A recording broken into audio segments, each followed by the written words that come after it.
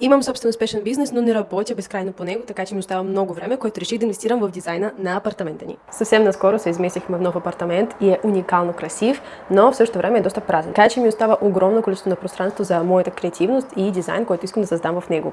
И днес ще ви покажа плана как това искам да изглежда в реален живот, когато приключа с всичките промени, които искам да имам в апартамента. Първо, самата спалня, в която се намирам и аз сега.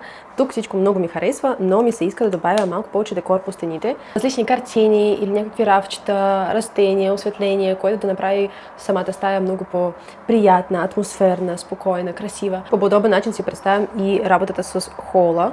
Искам да добавя пак по същия начин рафтове на стените, за да мога да закача някакви неща там. Или другият вариант са картини.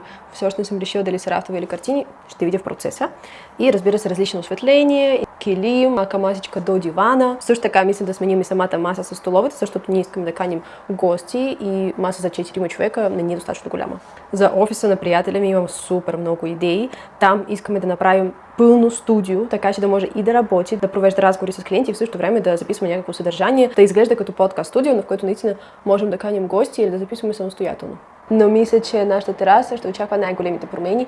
Там искам всичко да е много зелено, красиво, да сложа някакви дървени плочи на пода, за да е по-чисто. Разбира се, някаква масичка с столчета, някакви лампички. Нагоре-долу така изглежда апартамента по начина, по който аз го визирам. Ще видим как това ще се въплъти в реалността.